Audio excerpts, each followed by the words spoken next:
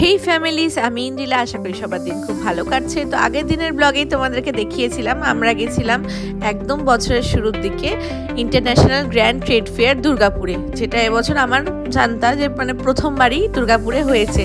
তো প্রথমবার যেহেতু হয়েছে আমরা তো ভীষণ এক্সাইটেড ছিলাম। আগের ব্লগে তোমাদের এই ইনফরমেশনটা দিতে আমি ভুলে গেছিলাম যে 20 টাকা মতন টিকিট লাগে, সেটা আমার পরে টিকিট কাউন্টারটা দেখে মনে পড়েছিল।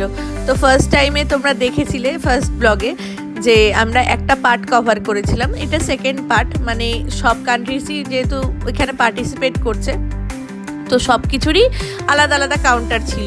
একটা জনারের মধ্যে আমি প্রথম যে পার্টটা করেছিলাম সেই কাউন্টারগুলো ছিল। সেকেন্ড পার্টের মধ্যে এই তোমরা যেগুলো দেখতে পাচ্ছ, মানে একদম জামা থেকে শুরু করে আবার নতুন বেডশিট, আবার এখানেও দুবাইয়ের জিনিস এসছিল, তারপরে পাঞ্জাবি জুতি এসছিল, তার সঙ্গে চকলেটস, ড্রাই ফ্রুটস এবং বিভিন্ন ধরনের মিষ্টি, তারপরে বাকলাভা, কেক, সব কিছুই এসেছিলো। কিন্তু এবার বুঝতেই পারছো যেহেতু মেলা, তো একটু তো ওভার প্রাইসড আছি, আর ব্লগটাও এর জন্য বেশ একটু বড়ই হয়েছে।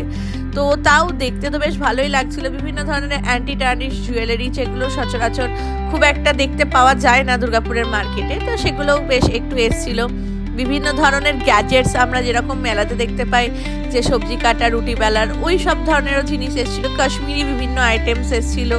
তারপরে আমাদের যেগুলো ব্ল্যাঙ্কেট টাইপের হয় একটু অল্প শীতে নেওয়ার জন্য, ওই টাইপের জিনিস এসেছিলো। তারপরে পাঁপড় যারা বিক্রি করে বিভিন্ন ফ্লেভার্সের বিভিন্ন ধরনের, সেগুলো এসেছিলো। হজমির বিভিন্ন কাউন্টার এসেছিলো।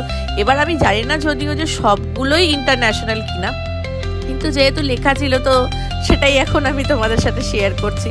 তো কিনবো বলে অনেক কিছুই ঠিক করেছিলাম, কিন্তু এত বেশি প্রাইসই ছিল দেখে মনে হচ্ছিল না কিনে ওয়ার্থ ইট হবে। আর সব যারা কিনেছে তাদেরকেও দেখে মনে হচ্ছিল না যে বিশাল খাবার জিনিসগুলো খেয়ে তারা স্যাটিসফাইড। তো আমি একমাত্র পাঞ্জাবি জুতিটাই কিনেছিলাম, আর তেমন কিছু কেনা হয়নি। বাদ বাকি যখন দেখা হয়ে গেছিলো খাওয়ার দিকে, তখন বেশ একটু দুপুর হয়ে গেছিলো, তাই আমরা একটু পিঠে খেয়ে একটু আর অন্য রকমের কবিরাজি খেয়ে, মানে দুরকম মিষ্টি আর নোনতা খেয়ে আমরা বাড়ির দিকে রওনা দিলাম। তো তোমাদের ব্লগটা কেমন লাগলো জানিও, ভালো লাগলে লাইক, শেয়ার আর সাবস্ক্রাইব করে দিও।